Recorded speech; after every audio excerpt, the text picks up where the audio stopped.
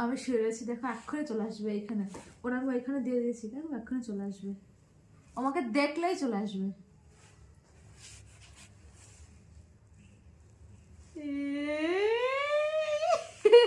আসবে না, থাক তুই, থাকো থাকো থাকো। যা মিশন ফেল। আসো আসো, এই যে এই যে এই যে, আসো।